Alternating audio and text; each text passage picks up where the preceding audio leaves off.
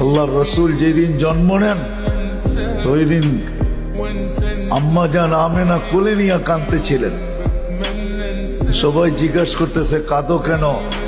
পরিবারের লোকজন, শ্বশুর বাড়ির লোকজন কেন কাঁদো? আব্দুল্লাহ নাই। কেন? আব্দুল্লাহ থাকলে এতক্ষণে খেলনা চলে আসতো। আল্লাহ যেন কানে কানে বলতেছিলেন আমেনা কাঁদিস না, আব্দুল্লাহ খেলনা আনলে আর কোত্থেকে আনবে? মক্কার বাজার থেকে পাথরের আনবে, কাঠের আনবে, প্লাস্টিকের আনবে, মাটির আনবে। সূর্য ডুবতে দে, চাঁদকে খেলনা বানায় পাঠায়। আর ঘটছেও তাই। আবু তালেব বলে বিকালে যখন শোয়া দিছি, সূর্য ডুবার পরে যখন শোয়া দিছি, চোখের উপরে তো বাদাল কামরু আইয়াদনু, চাঁদ দ্রুত গতিতে নিচে নামতেছিল। আর আমি তাকায় তাকায় দেখতেছিলাম।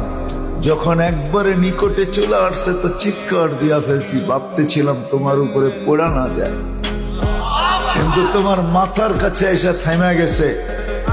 তুমি হাত পাও নাড়াচাড়া করতেছিল আর চাঁদ উপরে ডান্স করতেছিল।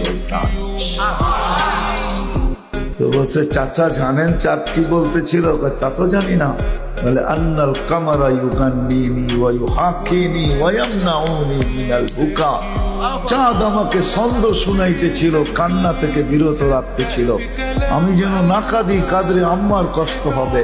আল্লাহ চাঁদকে আমার সাথে খেলার জন্য খেলনা বানায় পাঠায়।